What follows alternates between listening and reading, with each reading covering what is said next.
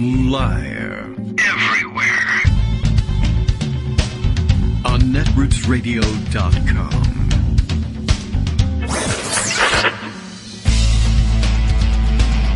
David Waldman. Kagro. In the morning. Now, here's David Waldman. Hey, good morning, everybody. How you doing? It's November. That's all you really need to know. It's Monday, November 1st, 2021. Time for another show. And, thank you very much, production staff. Appreciate help with finishing up from breakfast here. The kids are off from school here today in the most important school district in America, Loudoun County Public School District. You've all been following the saga. I wouldn't let you out of it, even if I could, but I can't because it's all over the newspapers. But kids are off from school today because, I don't know, reasons. I think tomorrow, being election day here in Virginia, has something to do with it. They very often, I explained this last week, right? They take off for Tuesday, so they just figure give the kids off for Monday. I imagine they do teacher workshops, but boy, they lucked out this week. They're getting pretty much the whole week off, which is it's a nice time to pause for coronavirus or something like that and just say, let's take a week break in the transmission of the disease in the school. Things have been more or less under control. And as a matter of fact, the headlines this morning in some of the papers, record, whether it was this morning or yesterday, I didn't see the publication date, but you're starting to see headlines asking questions about, all right, well, are we still in it? Is the pandemic still going, or is it winding down? And how do you tell when a pandemic is winding down? I think that was maybe the Washington Post headline today, so lots of people talking about that. Greg Dworkin, of course, collecting all the stories about that, and a close-up of the ye old vaccine illustrates his abbreviated pundit roundup this morning, so I have a feeling that we're not done yet, and we'll have to keep talking about this. And the numbers, improving slightly over time. But, of course, it's winter. People are now beginning to stay indoors, and the outdoor dining season is ending in much of the country. Up in the northern tier of the country, it's been over for a while, I guess. And not surprisingly, the numbers, day to day, anyway, the newest reports by day per 100,000 or per million residents, highest in the northern tiers. So we can keep an eye on that, and I'm sure that we will. Greg will help us with that. And over the weekend, pretty quiet, generally speaking. Joe Biden, President of the United States, by the way. There are some people who don't know exactly who he is or don't believe that he is the president. Overseas this weekend at a environmental summit, and we can check in on that. It's happening in Glasgow, Scotland, which I guess explains the chatter this morning about CNN and Wolf Blitzer being stationed in Edinburgh, Scotland, for coverage of the conference. There is an actual explanation for this. They're not that far apart. It's not that hard to get between the cities. Apparently, though, the American delegation is actually staying in Edinburgh and not in Glasgow. I guess I don't know. Some people have mentioned possibility of a lack of enough hotel space. Certainly possible. At any rate, they're not that far apart, and you can, in fact, cover, I guess, the Glasgow conference from Edinburgh. So it's not that they just forgot where they were going or they went to Glasgow Total Landscaping or anything like that. I think. I don't know. But you would think that there would be a way for CNN to, set up for it. But if your American delegation is there in Edinburgh, it's a nice backdrop. They certainly have a nicer backdrop in Edinburgh than they do in Glasgow. No slight. Just saying, they can do that and for TV live shots. I guess if the American delegation is staying there and you want to interview them after the action, that's the place to be. All right. Well, that plus a lot of noise over the weekend made by the, was it the New York Times or the Washington Post? The Post, I think. That had the big, enormous, very long, very wordy, very visually rich as well investigation into, January 6th. We're still lingering on that because, I don't know. Some people say we should just get past it, like Republicans, who in most cases would end up in jail if we didn't get past it. And It was really fascinating. I read through it all the way this time before we got on the air just to see what it was all about. I don't know how much new I learned, but it was fascinating to watch them lay this timeline out and remind us of just how craven some of the Republican elected actors in all of this really were. Well, Greg Dworkin is here. I'm sure he's read through it as well as all the rest of the news, so let's get started. Good morning, Greg. Good morning. Have you ever been to Edinburgh and Glasgow? I have been to Edinburgh. I don't think I made it to Glasgow. Well, Edinburgh is a drop-dead gorgeous city. Yes. And no one said that about Glasgow. Not to date, no. No one has been there, anyway. Yeah, it's not nearly as picturesque. And they are close. And if you had the choice to stay in Edinburgh. Yeah, if you can. And I just thought it was kind of funny as he's tweeting around the shot of himself with that gorgeous backdrop of Edinburgh Castle behind him. And just saying, I'm here in Edinburgh for coverage of the conference. Of course, something comes to mind which is sort of amusing, probably only to me and nobody else. But, Donny O'Sullivan, their very Irish reporter for CNN. Oh, okay. Probably not. But very, very heavy Irish brogue. Wonderful to hear. And he was interviewing somebody somewhere and, pointed the microphone at these two nice ladies and said, "Where are you from?" And they laughed and said, "Dublin." Oh. In a very, very heavy Southern accent. Oh, and he said, "Dublin." And they said, "Yeah, Dublin, Georgia." And they all had a great laugh about it. It's a lovely little city. You probably thought I meant Dublin, Ireland. Well, you should really go to Dublin, Ireland. Oh, is that an invitation? We'll go with you. It's a wonderful thing. They had a wonderful chat. But, sounds good. For Americans. They've heard them side by side. Dublin and I'm in Dublin. Athens. Right. Sure. Athens. We have them. We do that all the time. Like Athens, Greece? No, Athens, Georgia. We tend to name our places after their right. So I'm just saying that, whenever anybody says anything, you really have to specify, like, exactly where are you? I guess so. Jeez. Well, in our global environment, because, America first, which leads me, of course, to the very important PRRI poll out this morning. Right. Which is their cultural change and anxiety in America, competing visions of America, an evolving identity, or a culture under attack. Now, PRRI is the poll that spends a lot of time talking about religious identity breakdowns. And as reporter Sarah Posner points out, it's impossible to understand the current state of the GOP without understanding white evangelicalism. But how many political reporters have that understanding? Well, I can count them on my thumbs, maybe. Okay. She and Jack Jenkins do a wonderful job trying to explain a lot of this stuff. And it's one of the reasons why I follow some of the conservative evangelical reporters and pundits, because it's a driving force in the Republican Party, and the PRRI poll really gives you a good idea of how that plays out. I sent you a couple of graphs, which you should be able to find on my list there. Yep. For example, figure 1.2 from their poll. God has granted America a special role in human history. Great. And they show the difference between 2013 and 2021 by party affiliation. Percent who agree with that God has granted America a special role in human history. Interestingly, in 2013, more people thought that than now. Yeah, it appears after Trump won, they said, well, maybe not. Well, it's a special role. It's not a good one. Right. Maybe that role has gone stale. In 2013, 77% of all Americans said God has granted America a special role in human history.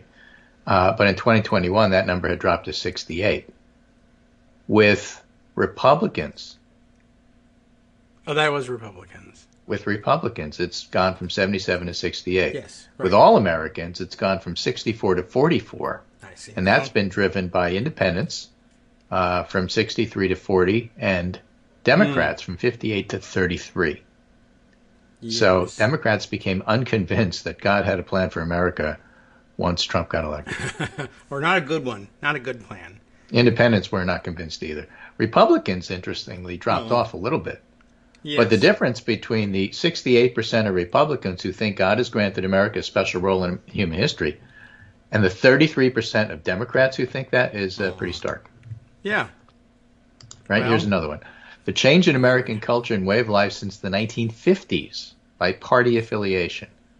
What percent say life has changed mostly for the better since the 1950s? Okay. 63% of Democrats say that.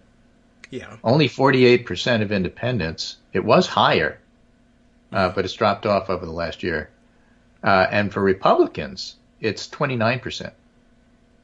Yes. It was higher, and it's dropped off since Trump lost. Well, we were a little bit closer to the 50s while Trump was the president, I guess. Yeah, and so they like that. Yeah. And they thought maybe 40% it's gotten better.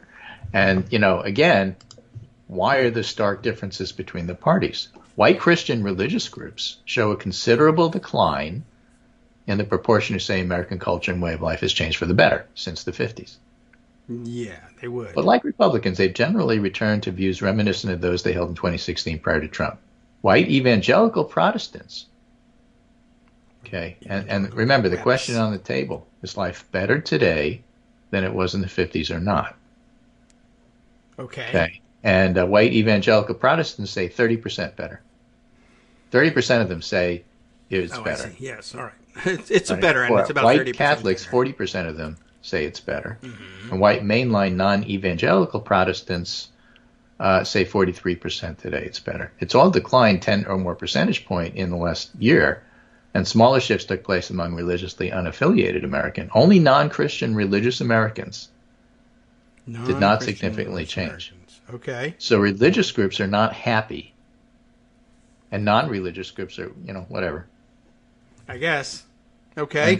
And that's important because religious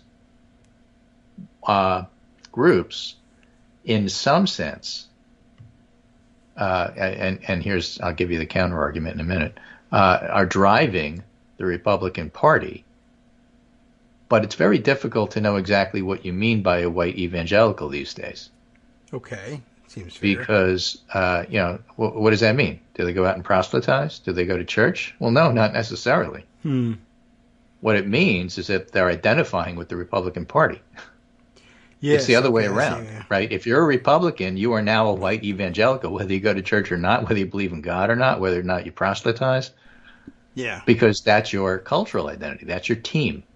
And so, if my team says that they're evangelicals, guess I'm an evangelical too, because I'm a white supremacist, then, I'm really into white America, and that's the Republican Party, and that's my team. So I'll just adapt all the other things that the team is calling themselves. You need because to say things that's the way I am. God in order to be on this team. So I'm for that.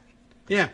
And there's some of that. I'm not saying every one of it, but there's a lot of that. And so, there have been studies looking at what it really means. I published something by Ryan Burge, who's a political scientist who studies this stuff closely, last week in the Pundit Roundup. And, you have to be careful about your conception of what you mean when you say white evangelical.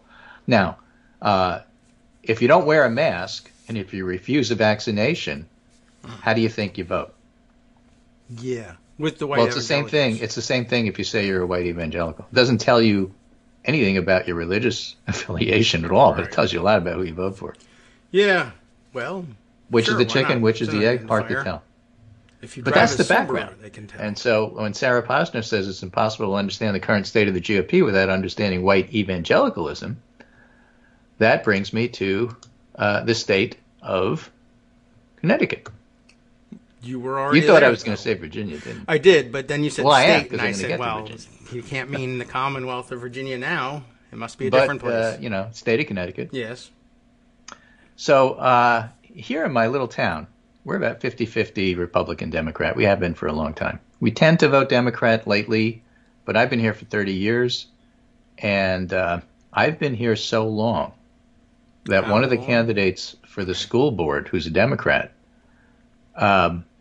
I don't know, but I knew his dad. Oh, okay. Now I get you. And it's pretty, amazing because I'm a transplant. Mm-hmm. Right. But I've been here for long enough so that, that's how you know the players. So the local paper, the Newtown Bee, had this article 5 days ago. Democratic Board of Education candidates attend PTA forum. What? Yeah, that sounds normal. Democratic Board of Education candidates. Oh. Is that a new thing for you? Yeah. Where were the Republicans? But they just didn't go, I guess. But I was wondering if you meant go. Yeah. And let me explain that. The Newtown PTAs hosted a Board of Education candidates forum at Newtown High School during the evening of October 28th. While all 5 candidates were expected to attend, a change of plans ahead of the event had only 2 participate. Democrats Dan Cruzon Jr., my new senior, and Jennifer Padilla. As previously reported in the Newtown Bee ahead of the forum, Republican candidates Janet Kuzma, Jen Larkin, and Donald Ramsey were announced as not participating when the Newtown Bee reached out to the Newtown Republican Town Committee and candidates to comment. The following was received. Republican candidates will not be participating in tonight's forum due to the hostile environment that continues to rear up in town meetings and websites. It's no more so than anything you might read on Twitter, by the way.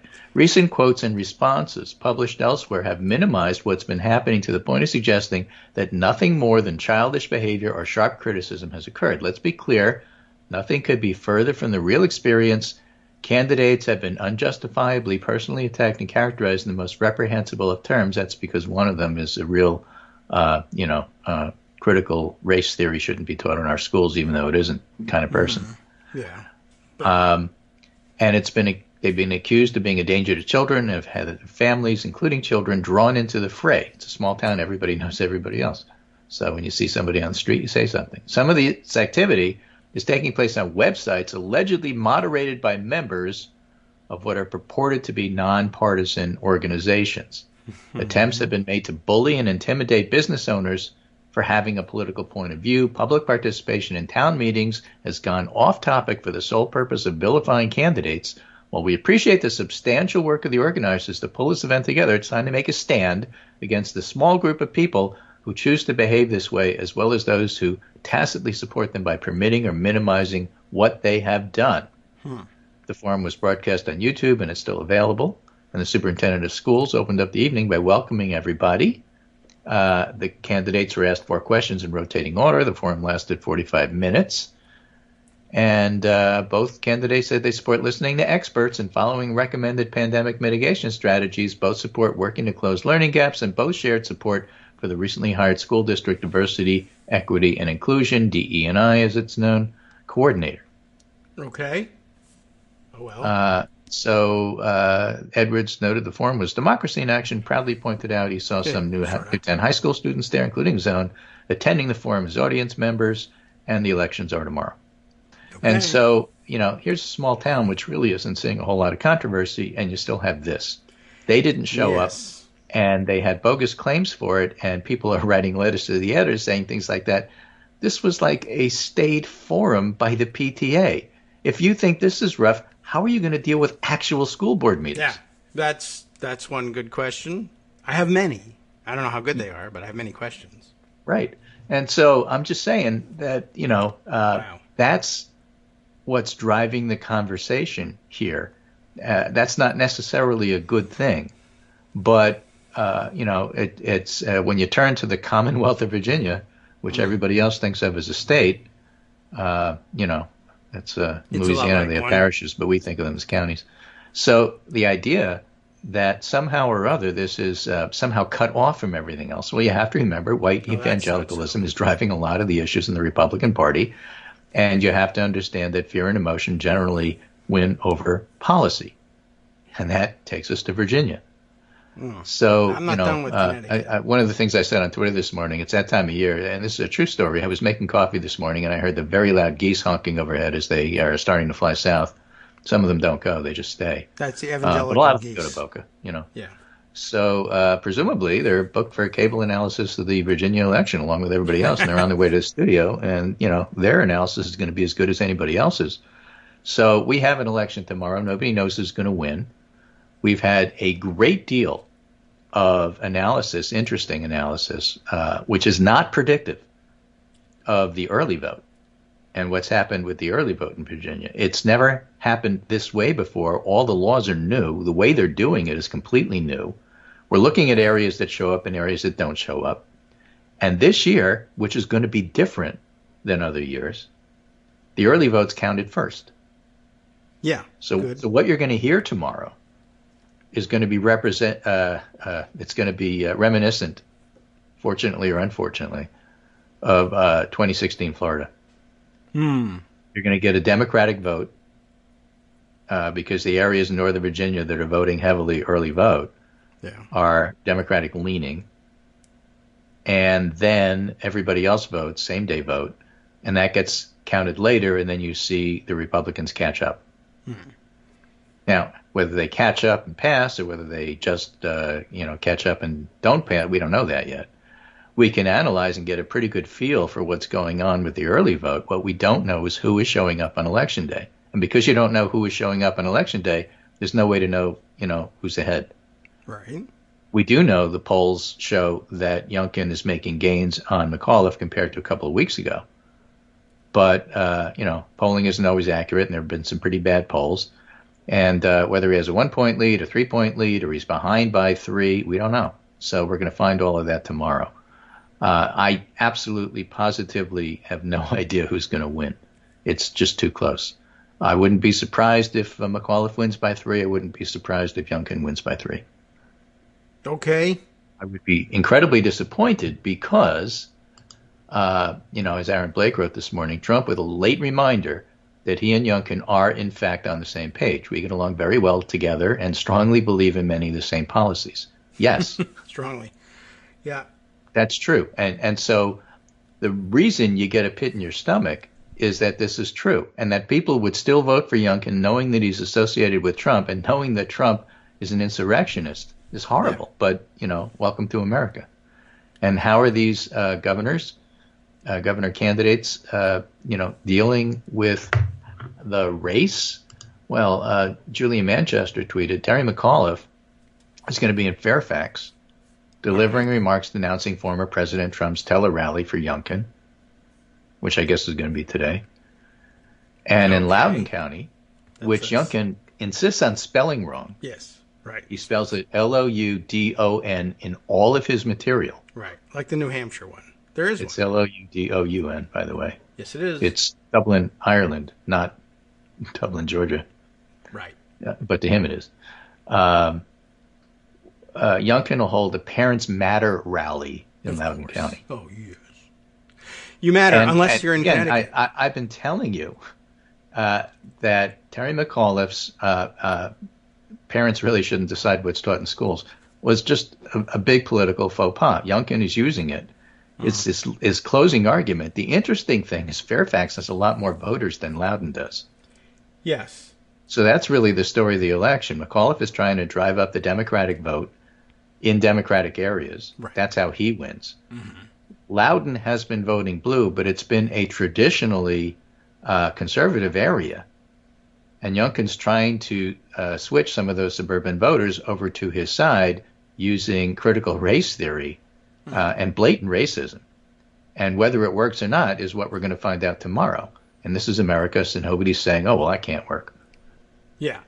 No one's saying it.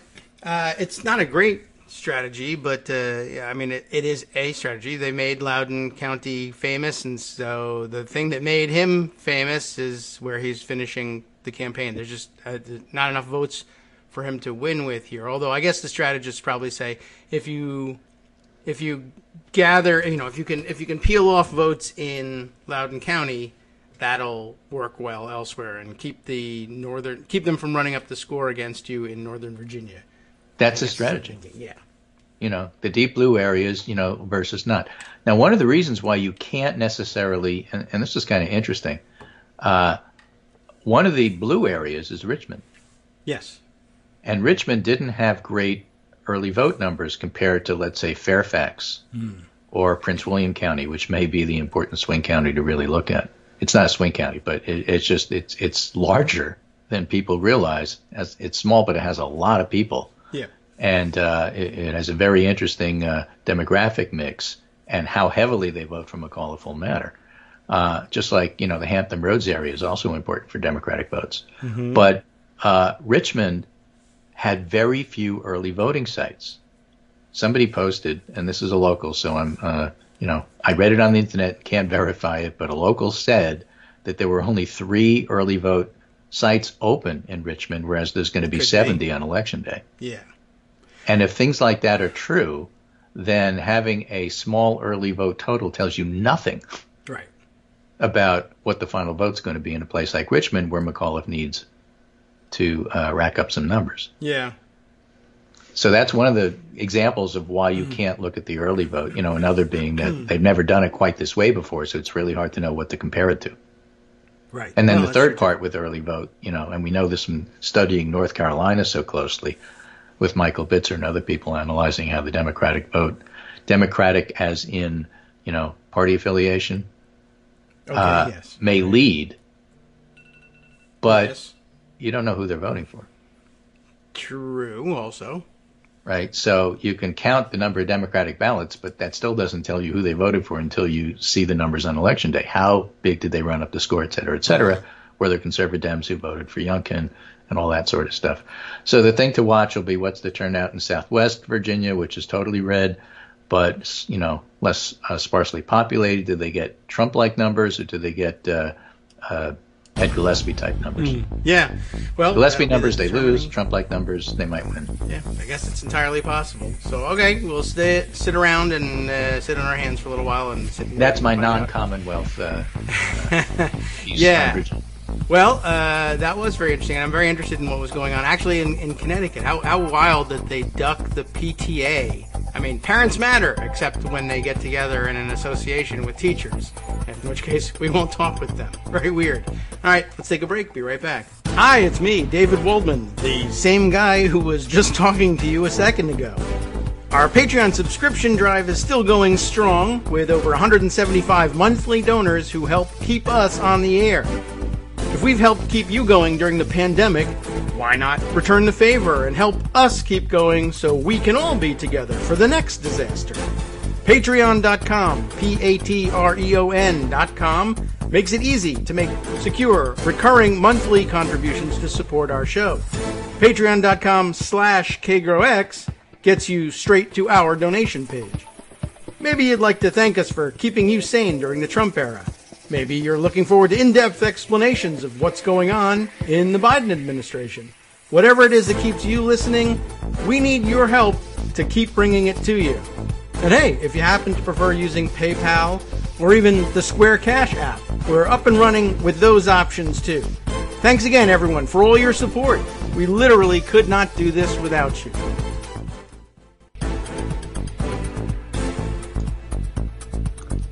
Welcome back now to the Kagro in the Morning Show here on Edwards Radio. Let's continue on. Yeah, I'm still astonished, as I was saying during the break to Greg, about the weird aspect and the way it's played out up in Connecticut. The idea of running for school board and skipping the PTA candidate forum. Like, I don't know how you're gonna. What kind of constituency is the PTA? Yeah, right. Why should we talk to them? And why should we talk to them? What an interesting thing for down here, and the closing rally for Youngkin. Parents matter, and the closing rally in Connecticut there is what's a parent? Yeah, I'm not talking to those parents. I'm not talking. Very to odd. parents.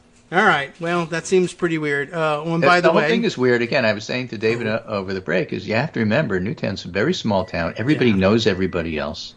When they make those comments, half the people reading it know, oh, I remember the comment. I know who made Bob. it. Those guys are in choir together. And they've been friends for years. What are you talking about? You can't show up because, you're scared. That makes no sense whatsoever. It really doesn't. So, to me, the only thing that makes sense is they simply don't want to be tagged as, in this area, what would be a very unpopular label as a Trump Republican. So they'd rather not say anything and see if that'll carry them. So that I guess the only strategy for running at this point was to go and say, well, it's working for everybody else to say don't teach critical race theory in our schools. Yeah, we'll get those voters because they already know I'm a Republican. And then when they say it, though, in your area in Connecticut, people shout at them. But they're not teaching it, and they don't want to hear anybody say that their strategy is invalid. So they're not going. That's it. Well, in a way, it was Youngkin's original strategy. He was trying to run away from Trump as much as he could until he glommed onto that McAuliffe gaffe, and it was a gaffe, about education, and then essentially made the whole second part of his campaign about that. And then is going all in on the last day, with a Parents Matter sort of thing. Yeah. That gaffe, by the way, it's interesting. So I've been thinking about it a little bit more in the last couple of days since what show was it? Oh, yeah, The Circus on, I guess, the Showtime political series. I've never actually, I don't think, watched an episode of, but I watched this one because they were focusing on the education stuff all around the country, but in particular, in Loudoun. It's the hot topic. And they interviewed, concerned parent here in Loudoun County, and it was a disaster just in terms of, like, actual content and learning anything about the issues. But the first tough question that was put to this parent who's leading the charge on this stuff of, so let's say you got your way, essentially, and you forbade classroom discussion of racial issues. So when you're teaching history and you're teaching the Civil War, and that happened around here, so it's big, right? Slavery, you got to teach about it. It was a fact, right? Yes. And the interviewer says, and slavery was a racial construct. You were enslaved because of your race, right? Right. So how do you teach about slavery being a historical fact without bringing up race? And she's stumped. She's stumped. She says, I'm a parent, not an educator. And that's her whole answer, which, by the way, is why Terry McAuliffe said, unfortunately in the words he chose, he said, they're not the ones who should be dictating, really. He says shouldn't, I don't know how he put it, I forget, but they certainly shouldn't be dictating what gets taught in the classroom because they don't have any idea what should be taught in the classroom. And basically they just asked him, okay, you're the dog, you've chased the car, you caught it. What are you going to do with it? How are you going to teach history? I don't know. I'd ask an educator. Yeah, you would, wouldn't you? You're a very dumb lady. I'm sorry, but you've just failed the first exam. And then she got a softball question, too, by the way. The follow-up question was, in races across the country, education has become such a hot issue because of this, and it's centered on all these controversial issues. Why is it that it's become such a hot topic? And she says, do you want to know why? I'll tell you why. Yeah, please tell me why. She says, because don't mess with our kids. That was the answer. Because Mama Bear. That was the Sarah Palin answer to, okay, every eye in America now focused on this race and this subject. What do you have to say for yourself? What's your plan? What are you all about? I don't know. But it was very revealing in that sense. I'm glad they did the interview and showed it. It was just the worst content I've ever seen. But that was the idea, I think. All right. Interruption. But, and the problem with that, of course, is the judged out analysis. Educating America. And it just might work. I guess so. Yeah, that's basically it. That we could have the schools run by these people. Again, we covered this last week, but I think it's worth revisiting. Do it again. Had an article in the Washington Monthly. Yeah. Want to know more about critical race theory? Look at Virginia schools for more than 75 years, and was talking about the examples, how it was done, and what changed. And changed. Yeah, that's important. Again, go back to the original textbooks. One of the three, Virginia's History and Geography, explained the lost cause was inspired by states' rights and pure altruism. Virginians loved the United States and did not want to leave it, but Virginians wanted people in every state to have their rights. And after the war, it said Robert E. Lee, because of his greatness, bravery, and his love for Virginia, would always be a hero. Yeah. And another, Virginia History, Government, and Geography, explained that slavery, quote, made it possible for the Negroes to come to America and make contacts with civilized life, end quote. They were lucky to live, quote, far away from the spears and war clubs of enemy tribes. Plantation life was happy and prosperous. There was a teeny bit of whipping, but whipping was also the usual method of correcting children. And anyway, all slaves were given medical care. That's what used to be taught up to the 70s in Virginia. Yeah. And so, later, when she said, well, I don't want quite this that stuff bad. taught. What do you want taught? Well, we have to go back I to when don't the know. 50s were great. Well, this is the kind of stuff that was taught in school in those days. Well, don't mess with my children. Yeah. I mean, she really had not, and she didn't even get confronted with this. It was simply asked, okay, so how would you teach about the historical fact of slavery? And completely stumped. Zero idea. The context doesn't make for a good commercial. Right. And it doesn't make for a good bumper sticker, and that's what we're up against. And so, you know, we're talking about a pretty educated group of people in Loudoun, and so that's why it'll be so interesting to see how this all turns out in terms of, voting. What I don't get a sense of, because I'm not there, is how McAuliffe and Democrats have been answering this stuff. Because they've certainly been bombarded from the Republican point of view, and the only thing that national folks play are the Republican talking points about this.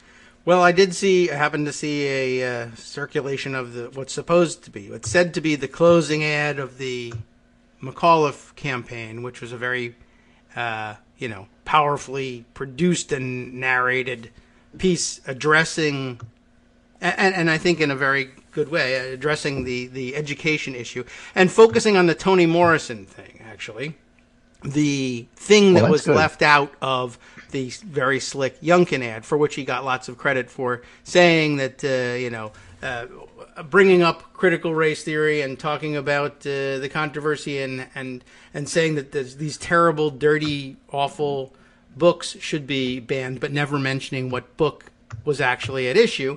And the McAuliffe closing ad was, this is a book by the first African-American woman to win the Nobel Prize for Literature. And Terry Young, not Terry, I'm throwing them through together, right? So Glenn Youngkin, and his gang are out to ban this. And the very slick move here that said they're going to ban her books and other black authors. Like, oh, well, which ones? Oh, they actually just pulled the Youngkin move of not naming the other authors, leaving it to everyone's imagination. Like, oh, my God. So basically the closing ad was, Youngkin wants to ban all black authors. Because, what kind of person does that, right? The racist kind. That's what we're talking. It was very interesting. But, they had a clip of President Obama speaking on the issues. They had clips of Oprah Winfrey on talking about how important Toni Morrison was, and clips of them together, pictures of her getting the Nobel Prize. Voiceover, I think it sounded like it was Danny Glover doing it. I mean, it was a big budget production. So hopefully that works. And it sort of drove home the idea. It's not as visceral as the things that Youngkin's been preying on here, but it was very clearly addressed to, for one thing, the black voters of Virginia and those who believe that black voters in Virginia, deserve like a fair shake at things every once in a while. So it was interesting, and it was very clear delineation. We'll see how widely it was viewed and whether people were really moved by it. But that's the only thing you can do about it. Black voters are 20% of the electorate in the Commonwealth. So we'll see what happens. And by the way, in case you were wondering about the low numbers of early voting sites in the Richmond area, what color are the Democrats in Richmond area? Yeah, well, unfortunately, once again, the black voting areas get the short end of the stick on voting infrastructure. Maybe that'll change if they begin to come out in large numbers in early voting. But they are traditionally election day voters, too. But, it would be nice probably if they got the chance. Maybe as we progress and we get more used to the idea of no excuse early voting, because we've always had to come up with an explanation for why we couldn't vote on election day. Now that that's over with, maybe as the years go on, they'll say, why don't I vote when it's convenient for me? That's a better idea. Mm-hmm. I mean, Democrats anyway, so long and the short of it is that it started nasty, but it's really gotten nasty. Yeah. And, you're looking at this race in Virginia and thinking, am I watching Jesse Helms in North Carolina? Mm-hmm. I mean, it sort of has that vibe to it. But, hopefully the good guys win. We'll see. Yeah, I hope so.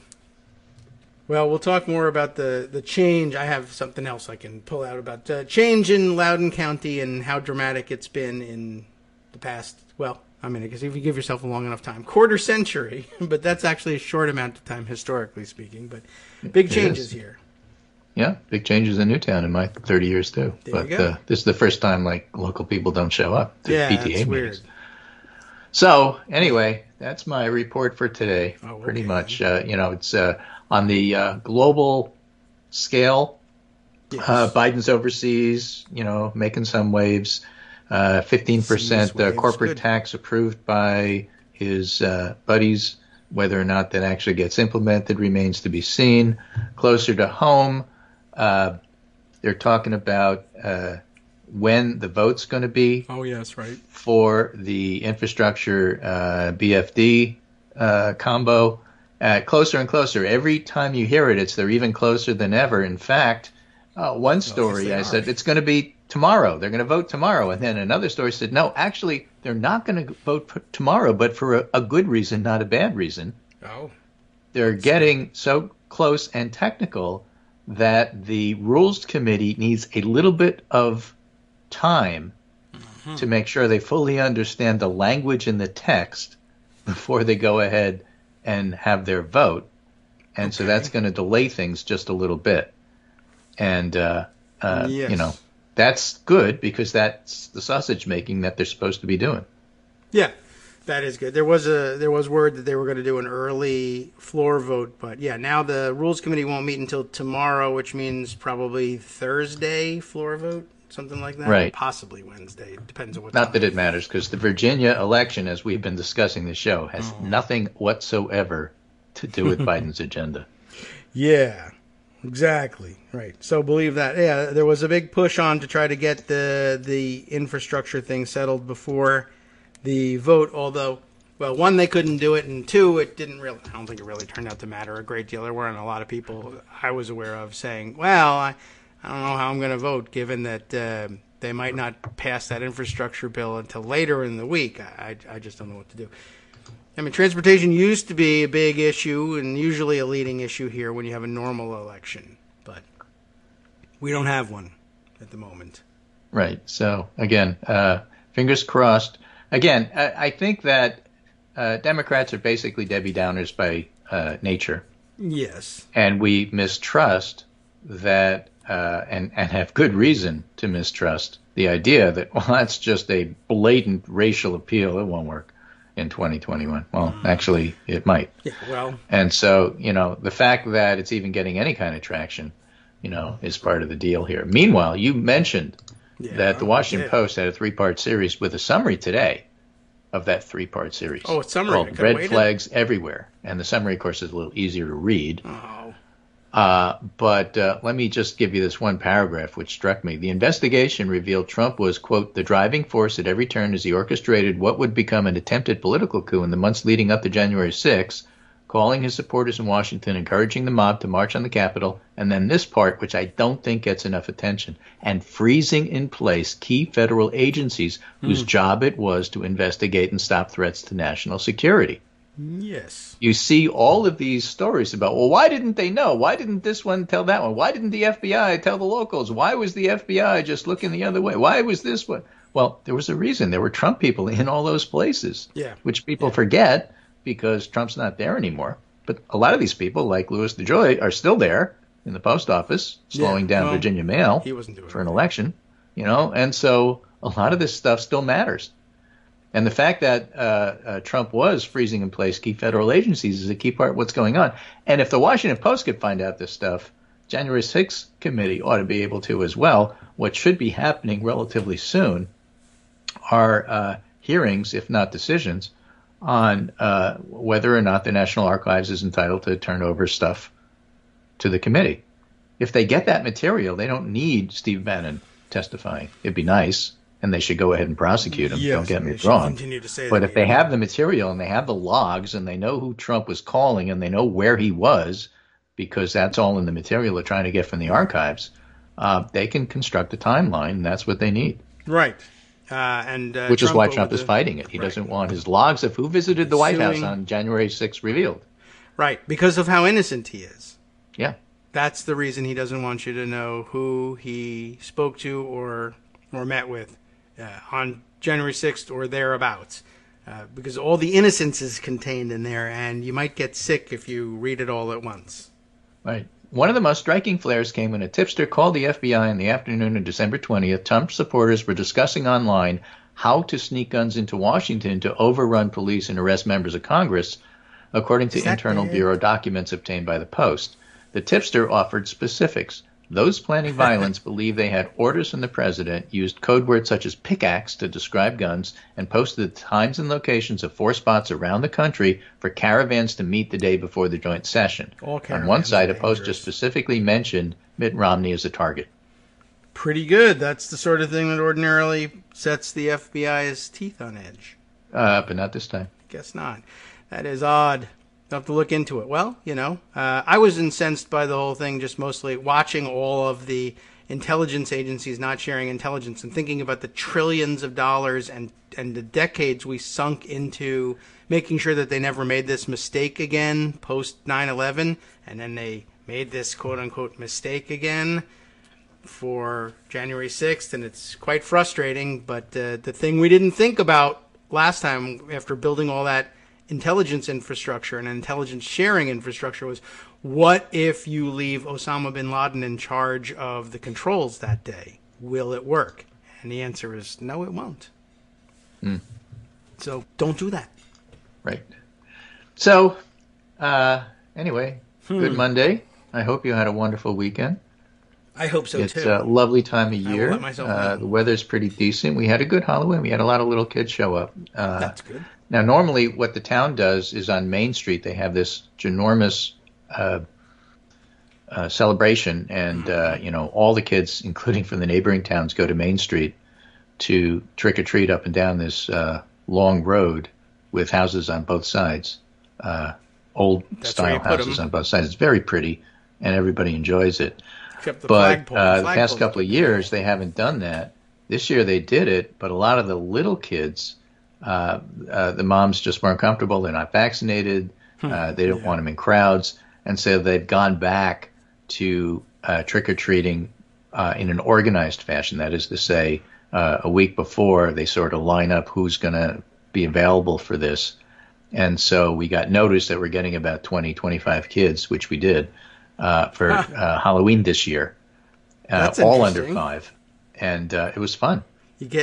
That's funny. They organized. There's an app for it, and it's like there's Uber, an app for it. and the parents will say, hi, I'm your around the corner mom, and I just the crowds are too much for some of our kids. Some of them have developmental delays, and some of them are just uncomfortable in large crowds. Some of the parents are uncomfortable with large crowds. Would you be interested in participating in a Halloween this year? Halloween. And we did that last year too. That is very interesting. And what we did is we just made little bags and left them outside on a table.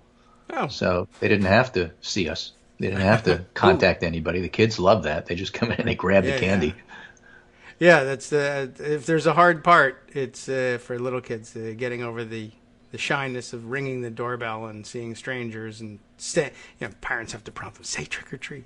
I'm scared. All right. Well, the ones in the neighborhood know Abby, so they knock on the door and say, "Can Abby come out and play?" And it's too late. She's already out. Too late. She's already out barking. Yep. That is pretty interesting. We could have used that because every year we go through, well, how many people do we think are going to, I have no idea. Do we need more candy? And then panic. And well, that's a dilemma, right? How much candy can I eat? Because when people don't show up, there's all this candy in the house, and then I have to eat it. That's how you have to buy it. How much should I get? But I have to have enough in case they come. Yes. And then I have to have not too much so I could eat it all if they don't come. Right. And so it was hard. So, we knew. We knew the numbers. In years past, we had the outlet of, whatever so we did data analytics. We hired one of those firms, We hired L2, and they told us how many people were coming, and we knew all the demographics, and we had everything ready. See, our problem was we hired cyber ninjas. Yeah, now we don't know what we're doing. But in years past, we had the outlet of put the candy on a dish on your desk at work, and now nobody is in the office. Yeah, we knew how many people wanted Twix, and how many people wanted Kit Kats, and how many people wanted Reese's, and who asked for just plain milk chocolate. We had all the demographics there, so we were all set. All right. Well, yeah, we need something like that. What an interesting idea. If we could just schedule things. Supply chain, That's just-in-time the delivery. small town background behind these folks didn't want to show up at the PTA. I guess so, right. It's the same people. If you can organize your to the neighbors. level where your Halloween is set like that, then look, there's nothing to be afraid of at the PTA meeting. You can't be elected if you won't go to that. But people will vote for them. I'm sure of it. Anyway. All right. That's the story from Lake Wobegon here, and I will talk to you Wednesday. We'll have more to say about the Commonwealth of Virginia. I never think of it as the Commonwealth of Virginia because I always think of Massachusetts when I think that.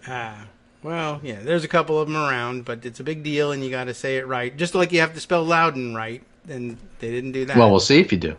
Right? This right. may be a new thing. You can spell it wrong and still win. Yeah, or he's running for president. He meant Loudon, New Hampshire, which only uses one U. You get Loudon, New Hampshire. Yeah. Yeah. Newtown. Wait a minute. Right. You don't spell it with a W. It's Newton, like in Massachusetts. Yeah. No. Different. And you're running for school board? I don't think so. Yeah. Well, that won't work for them. You definitely have to spell it right if you're running for county office. Something like that. All right. Cool. Anyway, or if you're running for Wednesday. town clerk, because you're supposed to know these things. Oh, right. Because you have to send out all those letters. Take care, and I will talk to you on Wednesday. Okay. We'll do it that way then. I'll put it in my app, and I'll have the right candy for you, and we'll know exactly when you're coming. You can sign up for a time slot and everything. Huh. All right. Let's see. Where were we? Yes. The rest of the history of this weekend. A couple of things I would throw in before our break that I didn't put aside necessarily in pocket, but were part of the weekend Twitter feed. I just happened to note, since we opened with the fact that it was a relatively quiet weekend and that Biden was overseas at this conference, I thought this was mildly interesting. I just happened to see one of the things on Twitter that The Hill circulates. They love to illustrate all their things with pictures or video. This was video of Senator John Barrasso giving maybe the worst pitch or maybe segue into his remarks at whatever press conference was that I've ever heard. Just, it's not really the worst I've ever heard. The worst I ever heard, obviously, was Donald Trump saying things like, that the Continental Army took over the airports. I mean, there's just no beating that. But Barrasso, it was funny. He was trying to make his pitch for whatever the hell he was. I don't even know what he was trying to sell people.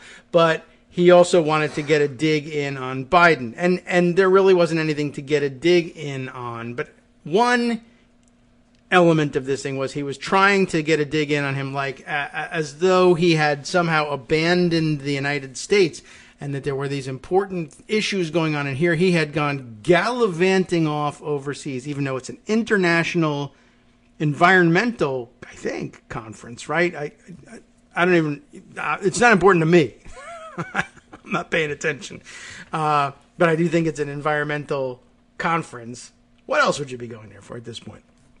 But, not to say that the environment isn't, but, you've listened to the show. It's not my main focus. I take my cues from everybody else for whom that is their top issue. I outsource my environmental materials to people I trust in our community elsewhere. Anyway, he's trying to take a shot at Biden for being overseas, but then I guess realizes, well, what's going on here in the United States that he's really missing? And the answer is nothing.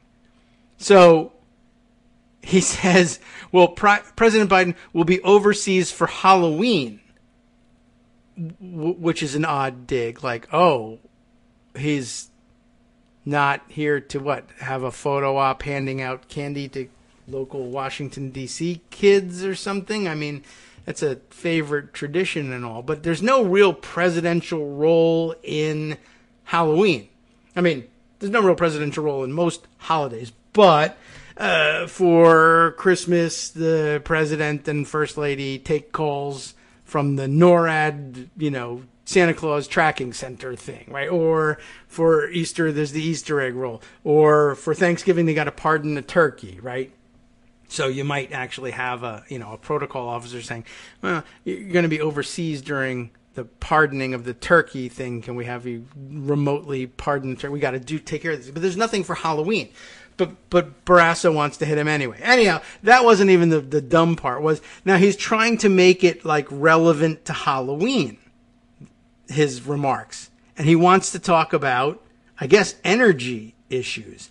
And so I love this transition. So John Barrasso, can I play it? It's like 30, oh, well, it's longer than I thought. But he says, President Biden will be overseas for Halloween, but people all across America will be suffering through I need something Halloweenish, the nightmare, which is Halloweenish, the nightmare of high energy costs.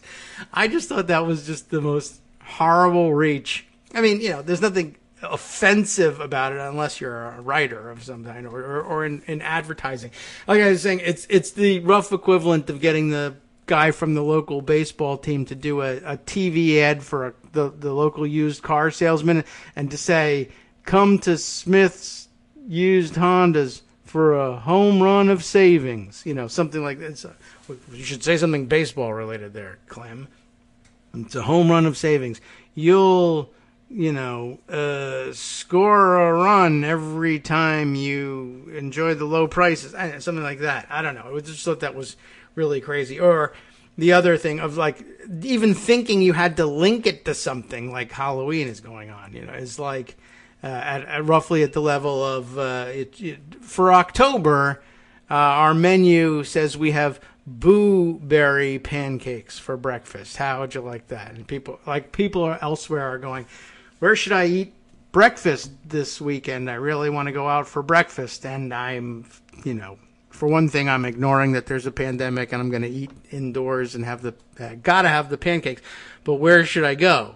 And as though there were really people saying, well, there's only one diner that's really getting into the spirit of Halloween. The other diner just continues to blandly say they have blueberry pancakes. But this one says blueberry pancakes, and the kids will love it. So let's bring them there unvaccinated and get some blueberry pancakes. I don't know. I just found that really bizarre and short enough to fit in before our next break without having to slice the segment in two. We'll be right back with an entire segment next.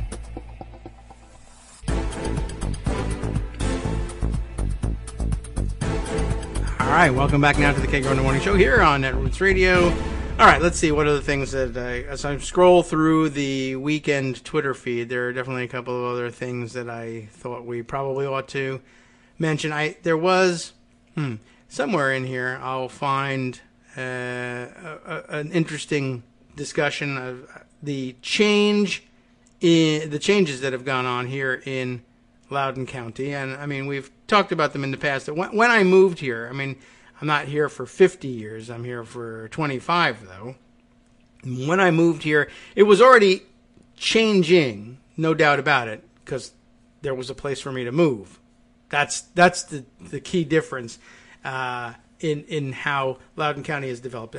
Any earlier than that, there would have been almost nowhere to move to. It was pretty rural. I mean, I could have moved to Leesburg, and there was established housing stock here, but there was a big building boom. I guess when they realized that, just a little bit further out, they would be able to acquire a lot more land, develop a lot more housing, and it's only that much further away from D.C., where most of the jobs are, so that people might consider moving further out for a savings in there, stretch their housing dollars just a little bit further and buy more house and drive more to get to D.C. And then, of course, as development moved further out west from D.C., more jobs actually moved with them, and you didn't have to commute all the way to D.C. to find a decent job. But anyway, that wasn't the development I was talking about. What has changed, though, as a result is the demographics of the place. And lots of D.C. or D.C.-focused, or close-in suburbs-focused workers moving here. It's a highly educated group of people that have moved here and considerably more liberal in their views than the people who were here earlier.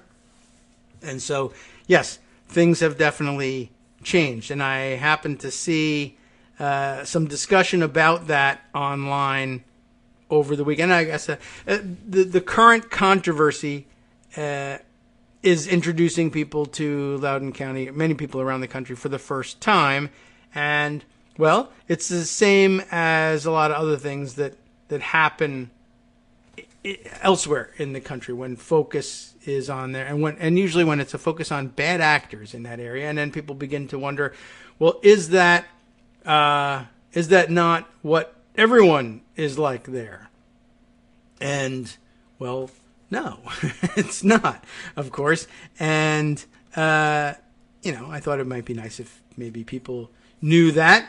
And anyway, discussion about that led off on Twitter with a comment, and I think a better balanced and better rounded comment than the people who were listening gave her credit for, from Nicole Hannah Jones, whose critical work in the 1619 Project, for instance, has, I guess you could say, the reaction against her work is what set off a lot of these controversies, and a lot of people like to pick on her work for that reason. But she had said about Loudoun County that, this is where this stuff is happening, but there's been a lot of change around there. And actually, she was playing off of another video clip of another Loudoun County parent, I guess, speaking at a school board meeting or something, and telling this outlandish story, as usually happens, of the perfect storm of evil that happened to her 6-year-old because of critical race theory or something like it. And basically, she was weighing in to say, this didn't happen, and but also had some interesting observations to make about Loudoun County. Although in her initial tweet, I guess spell check, switched it into London County. She had to go back and correct it. But anyway, the Loudoun County mom's story is being circulated by Christopher Rufo, who many people credit as the originator of the critical race theory scare tactics, and that he more or less invented the thing from whole cloth. And in Virginia, he's really refined that work over the past couple of weeks for the Glenn Youngkin campaign, specifically by saying, we unearthed, newly discovered materials from it might have been a Loudoun County Public Schools seminar of some kind, saying, they say that critical race theory isn't taught in the schools, but it obviously is, and we've caught them red-handed. Here are materials that say that they're teaching it, or that they should be teaching it. And as it turns out, that's one of those things where there's almost a grain of truth to this. This part I don't even actually have at the ready. I'll have to look this up for you. But what I read about it over the weekend was that they had gotten a hold of some training materials for teachers about how to handle disciplinary cases in the schools. And again, I can't recall now off the top of my head whether it was Loudoun County specific or Virginia-wide, but how to handle issues of discipline, and that it might help for teachers to understand, one, that black students and other students of color are singled out for harsher discipline very often and at a greater rate than their white peers, and that you might come to understand that dynamic by understanding perhaps critical race theory and what it might have to say about that phenomenon. This is to say, this is a curriculum for teachers not to pass on in the classroom, but for them to come to understand the dynamics of race and discipline in the schools. In other words, you're talking to educated people in their post-college continuing education for their career, as opposed to teaching it in schools. The idea that you could make sense of critical race theory in most, it's a pretty rigid curriculum that most schools teach, not just in Virginia, but elsewhere. There's no time to add that to their curriculum when you've got to teach kids math and science and history and all the other things that go along with it, foreign languages and literature. Anyway, but nonetheless, this woman who is ostensibly a Loudoun County mother, and you have to be careful because you don't know, A, whether they really are parents at all or from Loudoun County, and very frequently now we find turning up in the news. That's another thing that got a lot of Twitter chatter this morning, was one of the New York Times writers sort of credulously including the commentary, or centering a whole story around the commentary of one Virginia parent who claims to be a Biden voter, but they're going for Youngkin this time. I couldn't tell, I'm never Trump, but here's why I'm okay voting for Youngkin. And as it turns out, once again, a Republican operative, and a longtime Republican operative at that. And Google turned that up for everybody who looked, except for the guy who wrote the article for the New York Times, apparently. Well, similarly, you never know. And there's been a lot of the voices amplified as, concerned parents here in Loudoun County also turned out to be Republican operatives. I don't know about this woman. Anyway, the outlandish story she's busy telling, and Christopher Rufo is busy circulating, is a Loudoun County mom saying, "My 6-year-old somberly came to me and asked if she was born evil because she was a white person. Something she learned in a history lesson at school." Which, of course, for those of you who've had 6-year-olds who have gone to school, you know that there's no history class. Generally speaking, for 6-year-olds, you're talking mostly about kindergarten and first grade, and to the extent they have anything in first grade, they have social studies, not history, and the likelihood of getting into the question of critical race theory and whether or not white people are inherently evil in first grade social studies. Probably not. And I think that Nicole picks it up correctly. So Nicole Hannah Jones saying, the teaching staff in Loudoun County schools, by the way, 87% white, which sounds like it could be true. But we are somehow to believe that all these white teachers are teaching white children that they're evil for being born white. This, it didn't happen. Yeah, probably not. Loudoun County schools, if the teaching staff is 87% white, the demographics of the schools is probably about, although I understand that people have said, and we think we read it in the past, that maybe the school age population is not even 50% white any longer. But the overall demographics of the county are, like 54% white at this point. So the idea that would be a super popular thing to do in school, probably not a great, not very likely. And of course, right, if you have a 6-year-old, you know that they're not getting that kind of instruction. Anyway, but she has a link for her statistics about the 87% white teaching staff. But she goes on to say, this is an interesting thing. She says some facts about Loudoun County, and I should note for the record that she too spells it wrong. It is a fairly common error, I must say, even here in Loudoun County, to spell it Loudon. Like I said, maybe because there is a Loudoun, New Hampshire, but also, nothing about the pronunciation of Loudoun makes you believe that there's another U in there, Loudon, but there is. Some facts about Loudoun County. It is one of the wealthiest districts in the country, and this comes up from time to time, and that's true. I think what the figures they're using are for median household income or per capita income, perhaps. There's some room for dispute, and I don't know who disputes it, but occasionally it does get disputed from time to time. Like, for instance, that there are wealthier places, certainly wealthier places in the country. And if you're looking at household income, I mean, that's a nice, easy category to check. The numbers are out there, and the bureaus of statistics can give you that, versus inherited wealth and, capital invested elsewhere. Like total wealth, actually harder to get a fix on. So it's not easy to say where the wealthiest county, in America really is. But it's elsewhere, and it's probably further to the north and east than here. But like I said, highly educated workforce, a lot of people working in D.C., a lot of high-paying jobs, so therefore highest per capita income or household income by median anyway. But, okay, there you go. It is one of the wealthiest districts in the country. She goes on to say, and last year, this is the important part, but this is the part that gets missed for whatever reason in this discussion that ensues.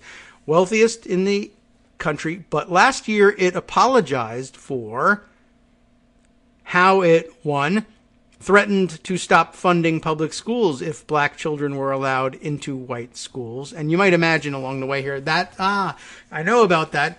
We were talking about how for the past 75 years, education in Virginia has been so terrible and so terribly slanted, I guess I should say, in terms of teaching the history of race relations. And so we also brought up, the history of segregation, and Loudoun County being one of the last public school systems to actually implement desegregation and resisting for a long time, like real super old South kind of resistance. So what they're talking about here is apologies for those things that happened.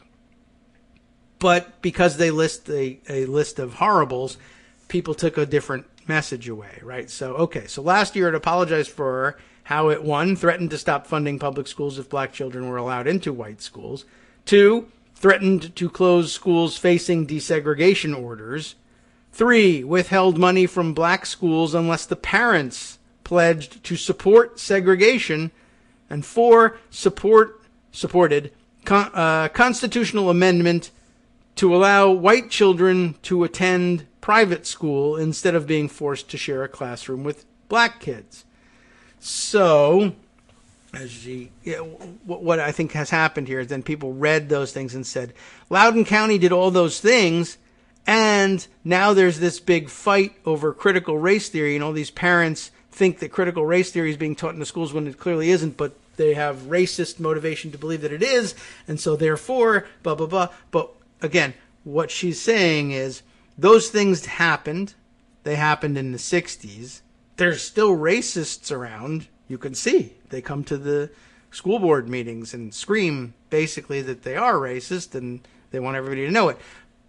But keep in mind, what she has just said is that they just last year, the county, despite the fact that it's one of the wealthiest districts in the country, and so therefore you might be inclined to think, well, they were racist and now they're very wealthy, and I imagine that they probably stayed racist, and now they're wealthy racists, and that's why we're seeing these confrontations.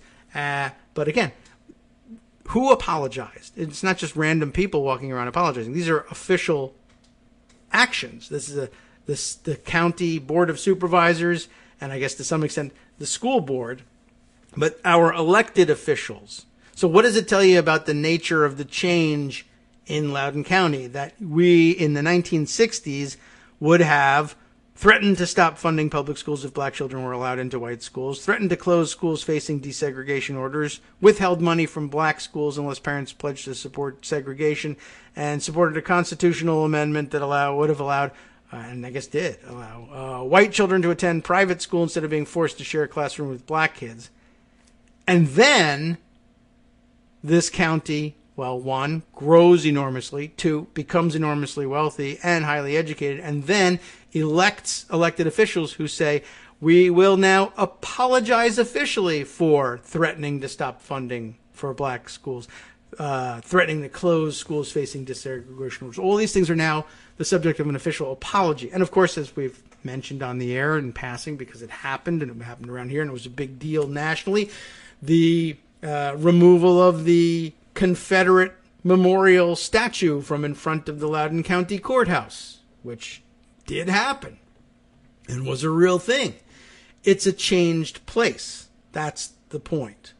Her point, though, was that those are things that happened here. And I guess her point was to point out that the apology was made. But then things sort of turn in another direction. She's not got that much more to say in this thread. But then everybody else runs away with the thread. She goes on, says, so yeah, these parents did not want this history taught. Now, these parents, still a distinct minority here in the county. We'll find out how big a minority it is, but it is a minority.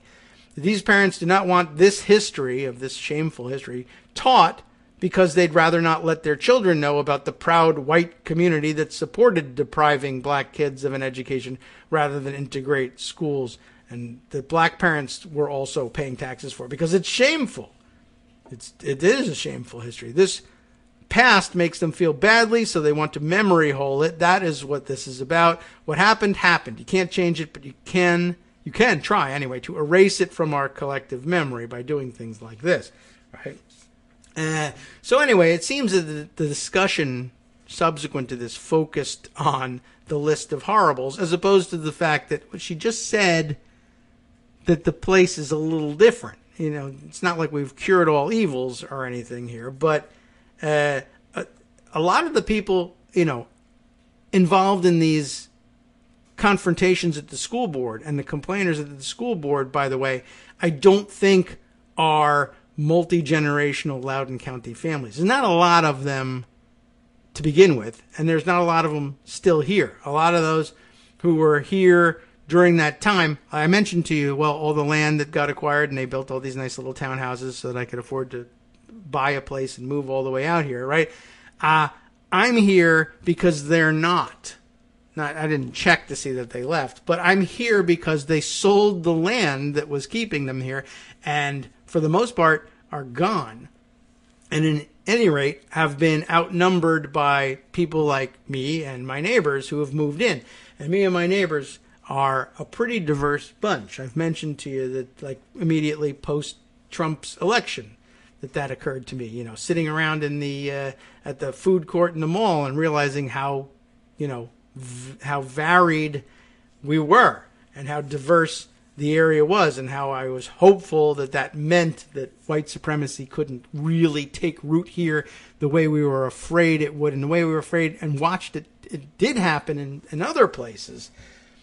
And I mean, there's certainly an element that's going to be receptive to that, but I just don't think they can overwhelm the numbers here. And so, like I said, when I moved out here, it was pretty solidly Republican. This was a Republican area. The Board of Supervisors was dominated by Republicans. The congressional representation was Republican and had been for a long time. And it's all pretty solidly blue now, pretty reliably blue, much more of the rest of Northern Virginia than the old South, for sure. And, you know, we got to recognize that. And as a result, you see an elected Board of Supervisors that can propose and pass official apologies for all of these prior actions. It was just a very interesting observation, part of what she had to say that really got ignored in the discussion afterwards. You know, a couple of people who were born and raised here, but in them olden times, who say, yeah, you know, back in the day, it was a pretty racist place.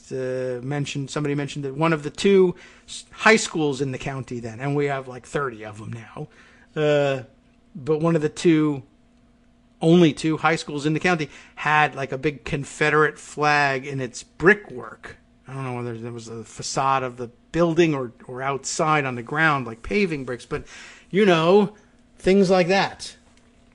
And that's gone now, thankfully. Obviously, they couldn't sustain something like that. But, you know, I mean, I thought her thread was evidence of pretty significant change. And it was. I mean, she was pretty clear about it. And yet, well, the focus was on, you know, what a horrible bunch of people they are in Loudoun County. And besides which, they're all rich, apparently. And so, you know what we feel about that. So anyway, I don't know. I found that kind of interesting, but I thought I would discuss the extent of the change. Like, you're really talking about a backwards pro-segregation area, not far from Washington, D.C., and lasting almost, officially almost into the 70s, and then unofficially, I'm sure, much longer. And I'm sure that some of those original racists are still here, and their kids and grandkids are here and perhaps attending these schools and maybe going to these school board meetings. I don't know, but I think that they are a minority of the minority. I think we have plenty of brand new sometimes northern-raised racists who have come in and done the same thing I did and bought in a reasonably affordable area and moved in and carried their prejudices with them and maybe their ties to evangelical white Protestantism as well, and are manifesting it right now. No doubt about that they're here, just, I think, a fairly significant question about whether they're really influential or not. Okay.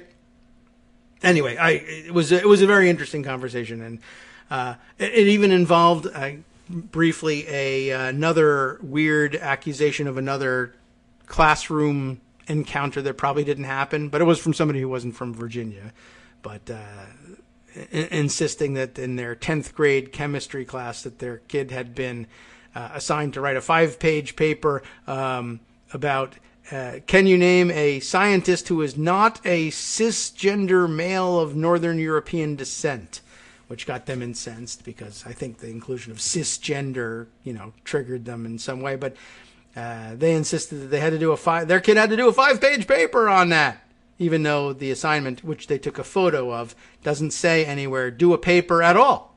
In fact, it says do now. This was classroom warm-up work. Like, okay, before we get started here, the other question was, who is a scientist that you admire?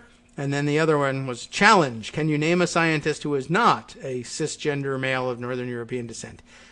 Most people probably could if they thought about it for a little while, and that was the idea. Think about all the scientists you know, and then see if you notice something weird about the fact that if you were supposed to try to find one who wasn't a male Northern European, you would have to pause and ponder it for a little while. I mean, most people immediately go to Marie Curie, and that answers the question. But, you got to stop and think for a little while. And that's all that we were asking you to do. Just stop and think for a minute or two. There's no 5-page paper. And nobody has 5-page papers in chemistry in 10th grade. There's just no papers, period. Anyway, all right, let's see.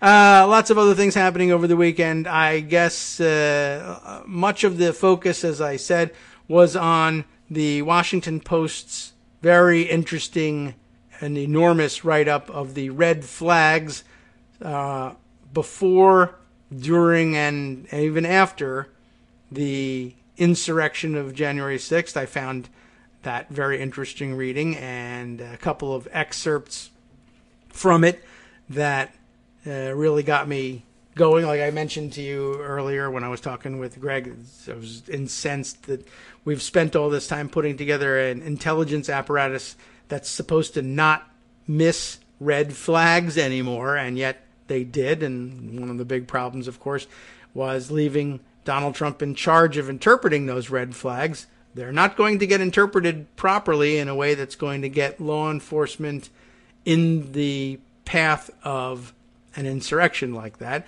But also just interesting was some of the things that came up in terms of like actions by Republican members of Congress, for instance. I really I was amazed, even though I knew these things about these people. One of the things that struck me was Kevin McCarthy. Of course, we know that during the insurrection, he was calling the White House, begging them to call off the attacks on the Capitol, and Trump saying, I don't know who's doing it. It's not my people, that sort of thing.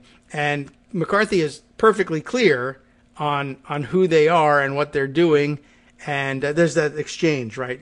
McCarthy says, you've got to hold them. You need to, when he catches them on the phone, you got to get on TV right now. You need to go on Twitter. You need to call these people off. And Trump saying, Kevin, they're not my people. And that was right after the, maybe they just care about this election more than you, right? And McCarthy tells the president, yes, they are. They just came through my windows, and my staff is running for cover. Yeah, they're your people. Call them off. Well, A, he doesn't actually call them off. And then B, why should he call them off, given that within days, Kevin McCarthy is back on his hands and knees licking Trump's boots. Can't get enough. Yum. More boot. Give me more. I can't wait to be a lick-spittle flunky for Trump. So what would be the point of calling them off? Same for Lindsey Graham, who is discussed in here. Apparently, on January 6th, he is incensed with the Senate Sergeant at Arms and the Capitol Police because they're not shooting the rioters, which is really incredible. I don't think I've ever had so much agreement. Oh, you know what? I need to switch the music to the other one here. We're going to have a 2-minute break. Never agreed so much and so readily with Lindsey Graham. But screaming at the people, saying he's irate that the senators were forced to flee their own chamber. He yelled at Senate Sergeant at Arms, "What are you doing? Take back the Senate. You've got guns. Use them." And then again, within days, gosh, I can't get enough of the taste of Donald Trump's boots. Really kind of amazing. What a flake. You know what I'm saying? Okay, I'll be right back. Hi, I'm Scott Anderson, the guy that writes the daily summary for this show, Kagro in the Morning. Thank you to everyone that supports this show. Many of you send donations through PayPal, Patreon, Square Cash, Radio Public, and so on. Some of you write your own essays and send them in, or read articles with your own commentary. We appreciate it. Now, some of you are listening to this and thinking, I'd like to help, but isn't there something I could do that wouldn't require money or effort? Why, yes, there is. You can just like us. On Daily Kos, they call it the recommend button. YouTube has a thumbs up. There are hearts and likes and love buttons. Tap our love button. Tap our love button every day.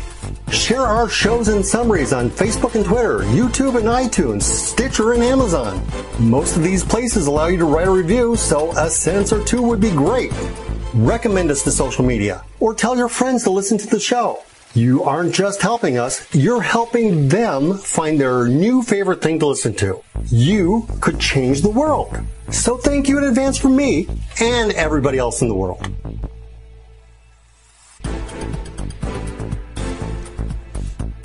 All right, welcome back now to Kagro in the Morning Show here on Netroots Radio. Well, lots of things in pocket that we should probably get to, and why don't we just go ahead and do that? Another thing, I'm not sure how to handle this one.